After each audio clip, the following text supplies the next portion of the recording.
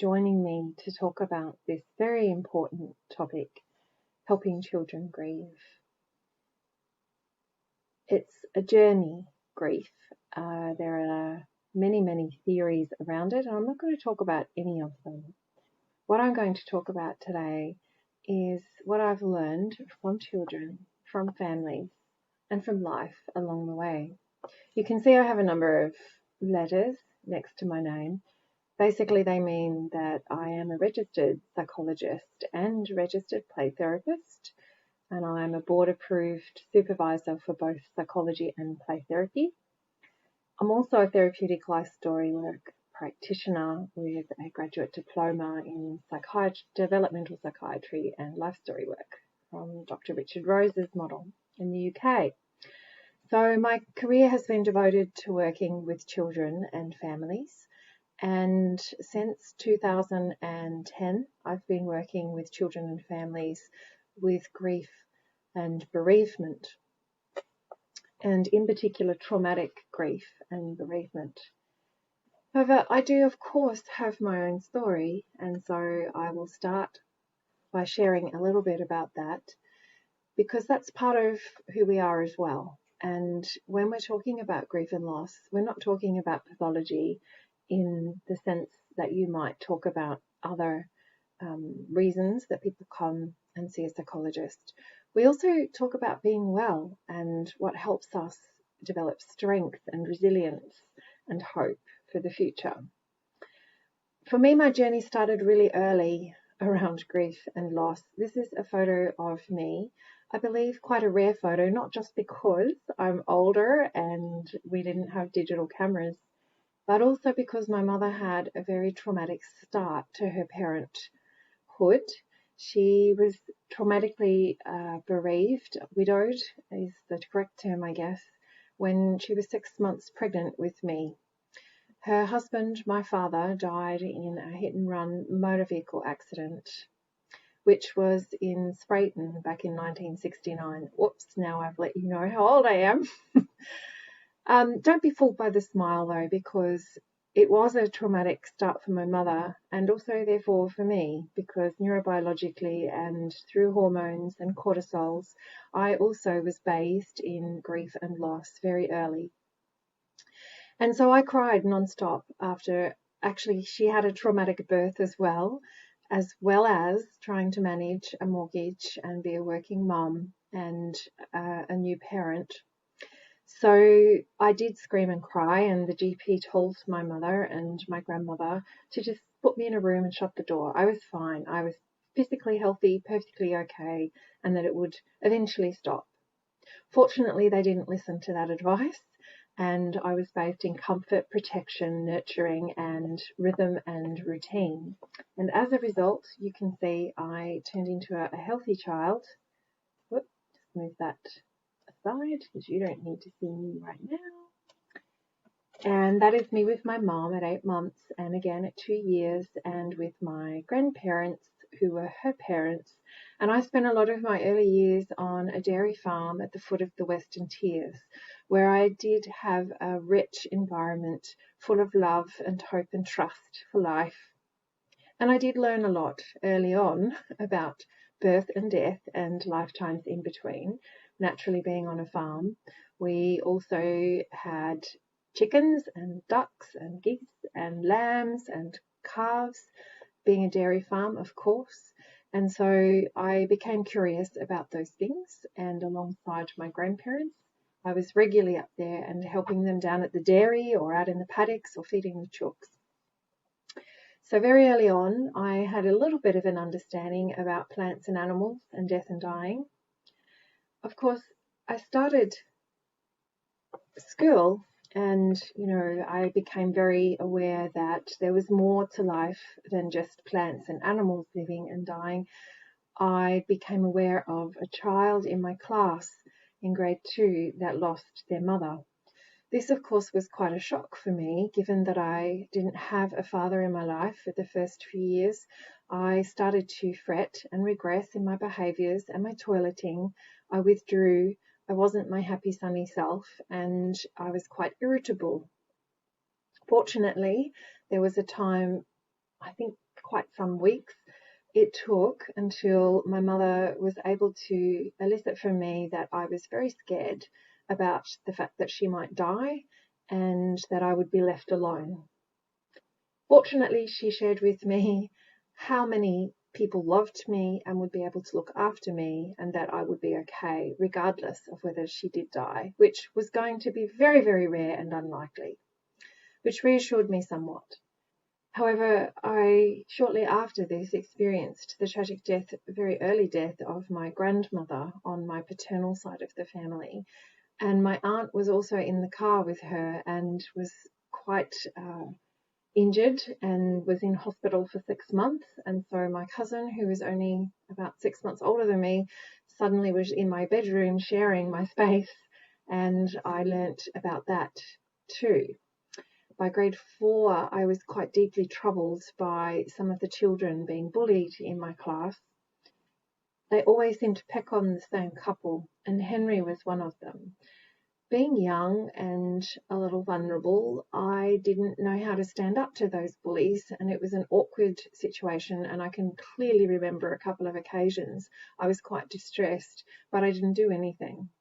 So when I came to school one week and found out that Henry had died, and my mother supported me to understand how this had happened, it was a tragic council yard accident, I was devastated and resolved never to allow that to happen again, that I would ignore other children's distress, and I became quite a nurturer, and I believe I was compassionate anyway, but I was more active in the way that I advocated for those children.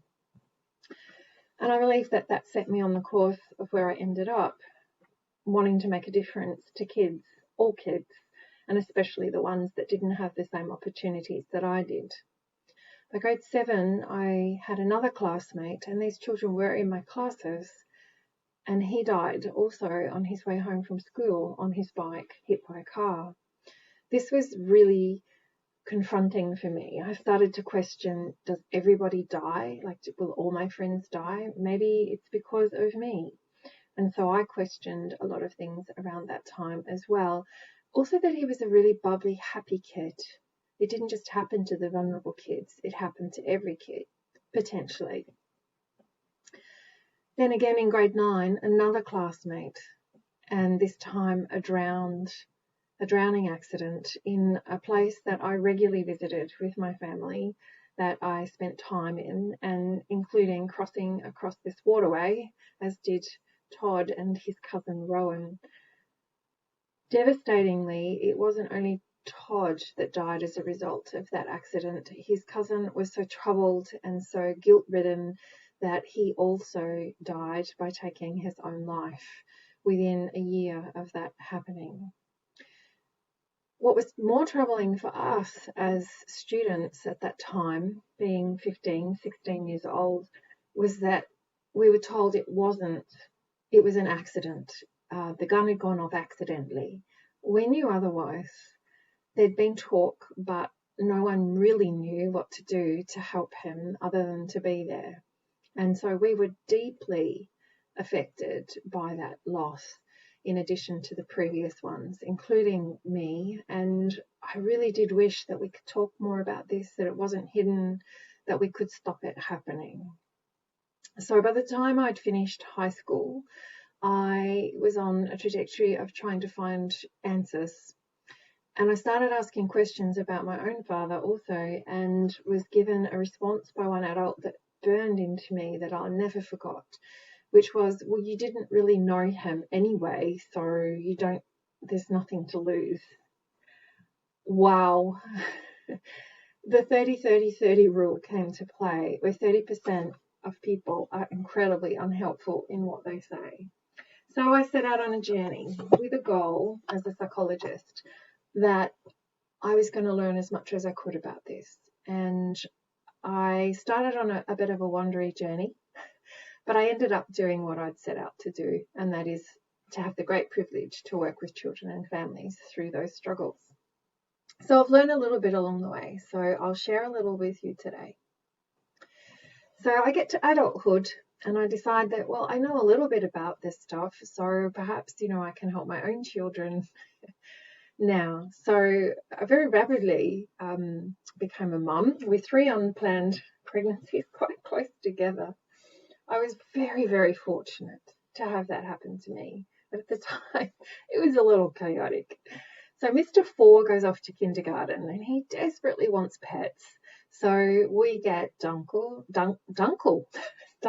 and Diesel, goldfish. I figured that goldfish didn't need to be taken out for walks and it was easier to feed them and, of course, it's actually quite difficult to keep fish when you have to clean their tank. And when Mr. 4 goes off to kindergarten and before you come back from dropping him off and Duncan's floating in the top of the tank, it was a little bit of a quick introduction to, how do I deal with this? So I wasn't sure, to be honest. I didn't ever have fish as a child and I didn't want to do anything other than tell him the truth. But how do you explain these things? Well, I contemplated replacing Duncan, as other parents that I knew had done, but Mr. 4 was pretty clever and you can see he had funny markings and I can guarantee you that the children knew exactly what those were. So that wasn't an option. I didn't want to flush him down the toilet, so it just didn't seem right. And therefore, and it certainly wasn't going to be really an option to just keep him for the day. So I decided to cremate him in the fireplace. And there was only Diesel rather left. So Mr. 4 comes home. Well, where's Duncan? Oh, honey, Duncan sadly died. His body wasn't working anymore and I found him floating in the tank and he wasn't able to breathe. But where is he? Well, because his body wasn't working and his spirit had gone to heaven. He went where? Well, his spirit went to heaven, but his body, well, I cremated it instead of burying it. But where is he? Okay, Mr. 4 doesn't understand the finality of death or about bodies not working yet because he didn't grow up on a farm. Right, okay. Well, it's like God looks after his spirit and he goes to God's house in the sky and we can't see him anymore. Oh, okay. Can we get another one? And on it went. It was several weeks later that we went to the neighbour's house who very kindly allowed us to use their swimming pool. And Mr. 4 is busy peering into their fish pond in the courtyard. Where's Duncan? Honey, Duncan died. Yeah, but I can't see him. He's in here. And I went, no, sweetheart, he's not here. He went to heaven. But you said he was at Helen's house. Oh, honey, Duncan died. He's not here at Helen's house. He's in God's house. Oh, he still really didn't quite get it. So lesson number 1 failed. I was like, wow, how would I have done that differently? I probably would have kept his body so that I could show my child that he wasn't breathing. Now, I don't recommend we do that with our favourite aunt or grandparent but if your child is asking questions and really wants to understand, then a funeral director can carefully prepare somebody so that the child can see for themselves the experience of death. And we do it honestly, simply for children that are young and as lovingly as we can. We explain and then we wait until they're older to explain a little more about how it really works. Preparing them is a good idea. Children, however, do very much grieve differently from adults as well because their capacity to understand depends upon their cognitive stage, their developmental stage, their experiences that they've had. But developmentally, finality of death, the inevitability and the irreversibility of death is varied depending on their age. The Dougie Center in the US is an amazing resource for all ages. The handouts that you have in your folders are from those online resources. combined with tweaking those a little bit with what I know. There are some amazing books. I have a list of books on our psychology cafe table over there, and you're able to pick up one of those. If we'll have a list of emails for you to put down to be on our mailing list. If you miss out, don't worry, we'll make sure you get one. One of the most important, or the most favourite books that I have, and I have several copies in our practice because mine kept disappearing, was The Beginnings and Endings, and with Lifetimes in Between. It's very lovely, talks about plants, about animals, and it gently speaks about adults people rather, at the end. So I highly recommend it. It's a simple little book. It's inexpensive and paperback or hardback. So let's talk a little bit more about, well, they do grieve differently, but what do they need from us? They really do benefit from talking about the person who died, naming the person, understanding about the circumstances of their death as simply and as appropriately as you can. The children that have skill already in naming feelings and parents who accept those will talk when they're ready, and they'll ask questions when they're adults. Like adults, children actually benefit from people and environments that welcome whatever their grief brings. They are able to bring and feel comfortable bringing thoughts and feelings, any that they may have, that are safe, and they still respond to boundaries and support and engagement from their parents. They really do need to feel really valued and important and a part of the process if you're able to include them. Of course, you might also need to include other family members in supporting your children and the children around you so that we can share that as a community. And there are stages in the grief process that are helpful for children to be able to have somewhere to keep special items or things that symbolize the relationship with the person who died, and to celebrate as appropriate, including funerals. And there's no set age that you should or could include a child in a funeral. It depends upon their comfort with distress or distress around them and their capacity to engage in that. And they should have a choice. And if they don't want to come, I certainly wouldn't make them. Of course, depending upon their age as to what they do understand, we've talked a little bit about that already. These tables are in the handouts that I've put in your folders, and they do differ because sometimes babies' chronological age doesn't match their developmental age emotionally or cognitively. So toddlers do certainly miss people around them that they love, that cared for them, and they will be a little more uncomfortable being left alone, and they'll want to be nearer to the people that they trust. So providing comfort, connection, soothing contact is really important, and where possible involve them whilst being very patient with whatever their needs might be at the time. Keeping routine is really important. Hopefully they already have one, so it will be easy to maintain that. I've actually got a whole handout on routine because it really is what sells toddlers in to being safe and developing trust and security so that they can be settled and soothed.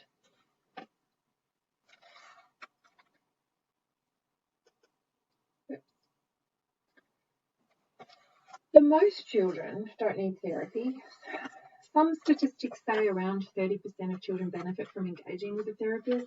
That is genuinely more about helping those children that are needing support with knowing what feelings are, understanding why we have them, how they're useful, how we can accept their being there and process them, and helping them to develop capacity to manage distress and understand that grief is a part of life and loving, and that when we lose somebody we care about, we feel uncomfortable and distressed. Slightly older children might show some very difficult emotions, particularly confusion, anger, irritability, Children respond quite differently than adults to internal feelings of distress. Where an adult might withdraw and become depressed, a child is more likely to become external and irritable. And remembering that if they've experienced traumatic grief, which I won't go into in great detail, but of course there are a number of different situations and scenarios that, a child will become hyper aroused and vigilant and distressed, and that needs to be resolved before they're going to be able to process the loss of the person from their lives. And unfortunately, due to social media and the impact of that, children at this age do genuinely sort of believe that, someone can be brought back or will reappear. How can we help them? Well, because they don't understand about the permanence or the irreversibility of death, they might actually appear like they're not too fazed or that they don't really care about that. But they really do need you to keep repeating that person's not going to be coming back and that you miss them too.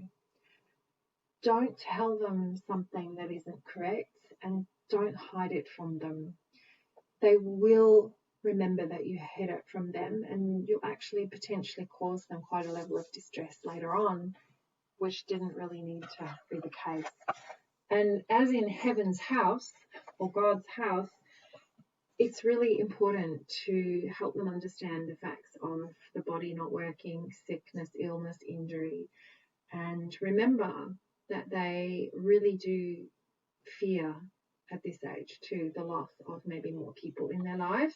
Help them to express their feelings as best you can. If they can't talk about it, that's okay, that's their age. Children under 7 don't generally. And so it'll be about drawing, painting. There's a really lovely book on the list called When a Terrible Thing Happened. It's quite a simple way. It can mean anything. I've read that story with children that find these things hard to talk about, and they just get it.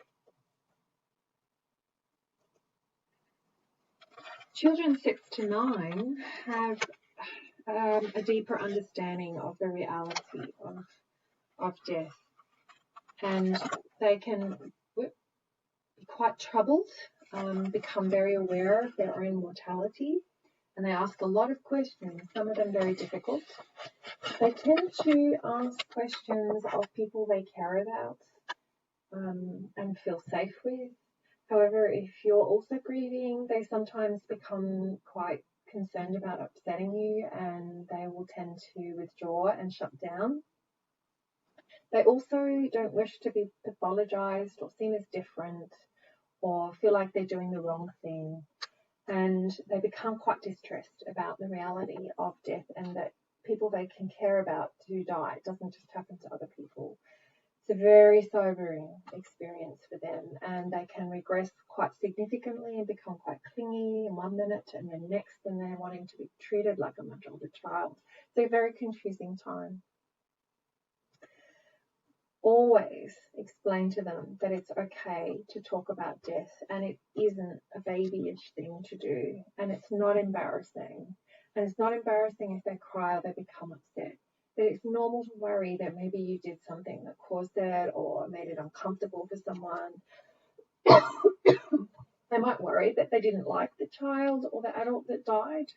They might actually be relieved they don't have to deal with that really awful uncle that used to tease them or the kid at school that used to bully them.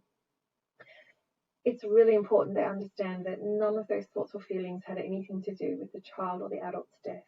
It's not connected, so that they can find ways to move through and become more, not that I would want them to be comfortable, but that they're going to be okay. Here's a little video clip. It's actually of children talking about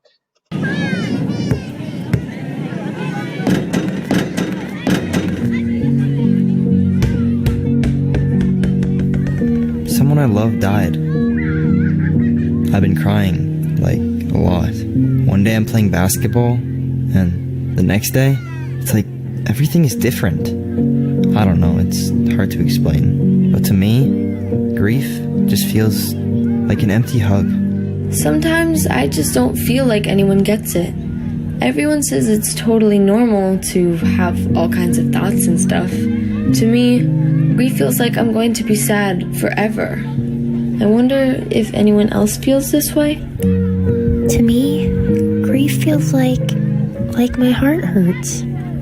Like living the worst day, every day. Like a Harry Potter dementor. Like a tornado came and shook up my entire world. Like eating pizza. I hate pizza, yuck! Grief feels like a punch in the gut every time I think about it. Like butterflies in my stomach. Grief feels like anger. A bomb about to go off. Like it's my fault. Like when you drop your popsicle on the sidewalk. Sadness and loneliness because I will never have a mother. A heavy bowling ball in my heart. A rotten apple. Sad but angry at myself for not doing anything before he died. Grief feels like nobody understands.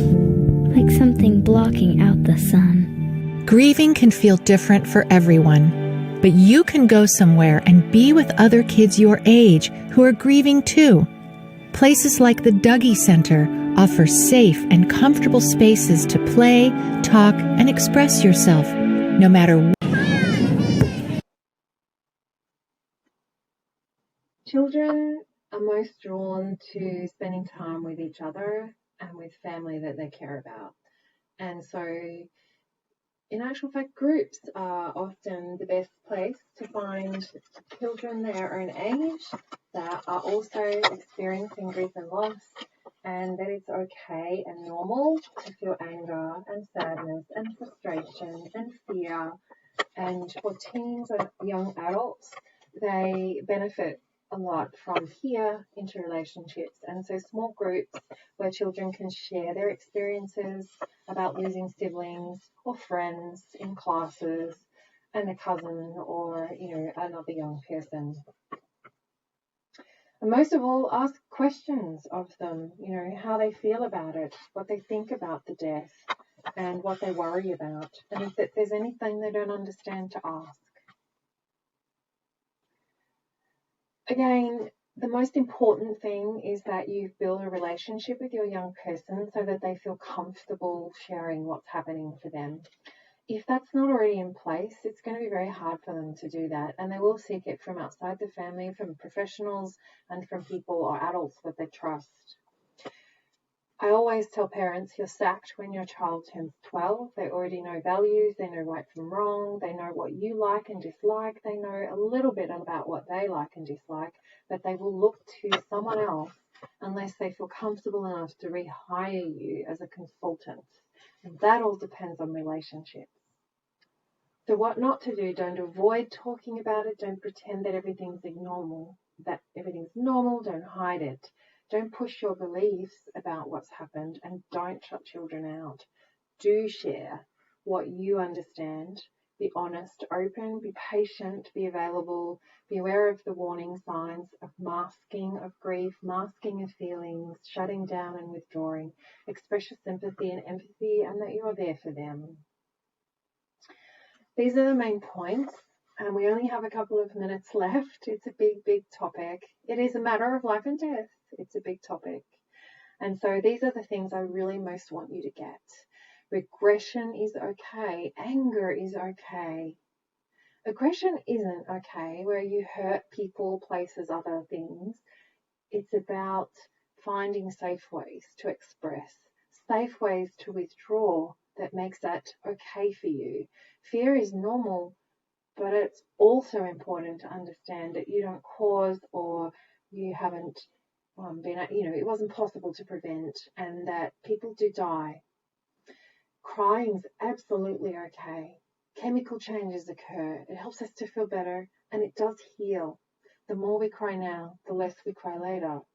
It does continue. Our relationship with the person continues beyond their death, and it's okay to be connected to things that were connected to the person for really long periods of time.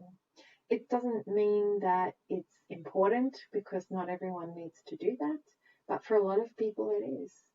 And so to grief shame, or to say you should be over it by now, or you don't have the right to grieve, it's really important that we're all present for each other. remembering that you have to, of course, be safe. We've got a minute left for this video. Talking to children when they are about to be bereaved or have just experienced a death may feel daunting. Knowing how children of different ages may react can help. Listen to these views from children.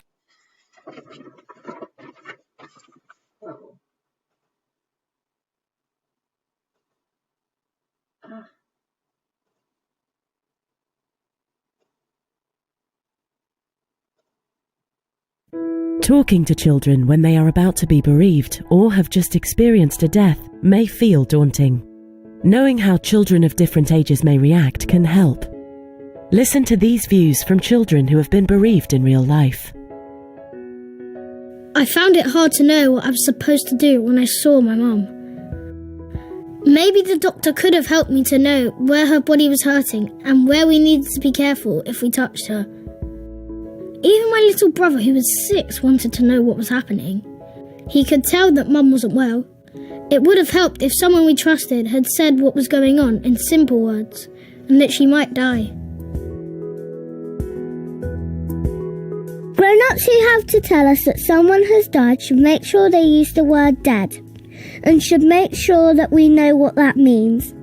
They could say, "I'm sorry that your mummy's heart has stopped working and it won't start working again. That means that she's died." Being dead means that your body and your head won't work anymore. Mummy can't talk, or see, or hear, or eat, or move, or feel anything anymore. Most primary school age children understand the difference between people who are alive and people who are dead. Even though they're often good at saying or showing how they're feeling, they might hide it and look like they're not affected. Help parents include their children in events around the time of death and let them ask questions. Remember that they're starting to understand that everybody dies, including themselves and other members of their family. This can be a very scary thing to come to terms with. I was really upset that I didn't get to see her when she was dying. I wanted to be given the choice. I think it would have helped to have had someone encourage my family to talk about it. To say that this is always going to hurt, and this is one time they can't stop us hurting, but at least we can share our feelings together.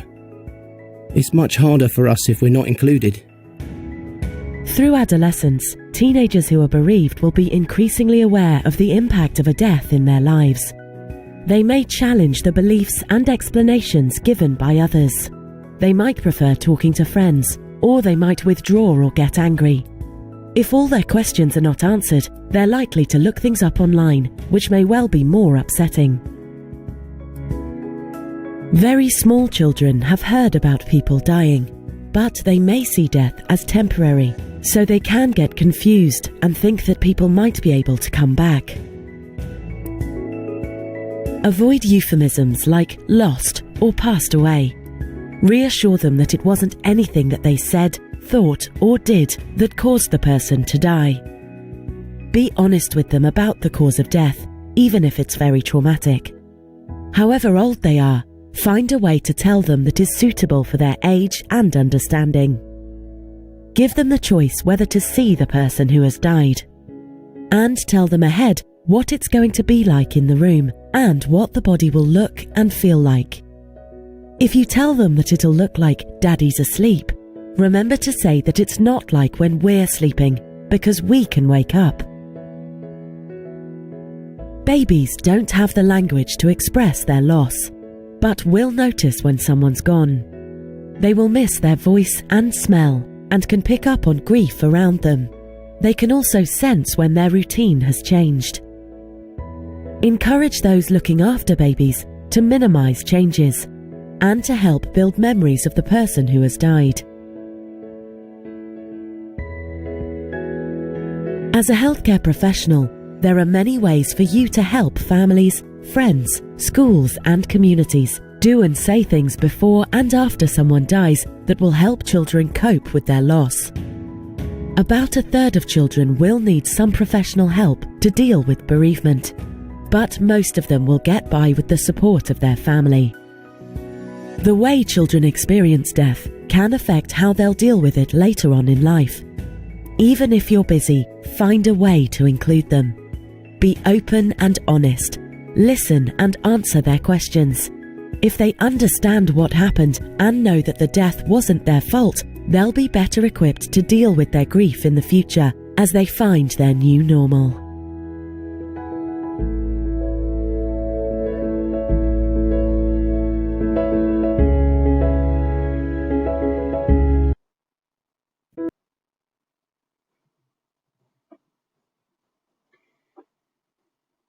A lovely summary of the points that we have in the print and the ones that I've discussed. Just finally, special anniversaries and celebrations can be a particularly difficult time and very painful for a lot of families and children. Memories are really close to the surface, fears, unanswered questions. Whatever the decision that you make, include your children. You might choose to do something quite different, especially in that first year on a first anniversary. You might like to start a family ritual or something that's meaningful for you and for the children around you. And whatever the decision that you make, please do tell the people that matter and are around you that things might change at short notice. You might decide to engage and actually participate, or you might choose to withdraw and not do so at all. Either way, just let them know so that no one is offended or upset when you change your mind. And be flexible with the kids because they may also change their minds. And finally, most important of all, as adults caring for children and supporting them through grief, you need to be very careful to take care of your own needs first. Remembering that psychologists don't just look at pathology or when things are not going well. Well, we do that too.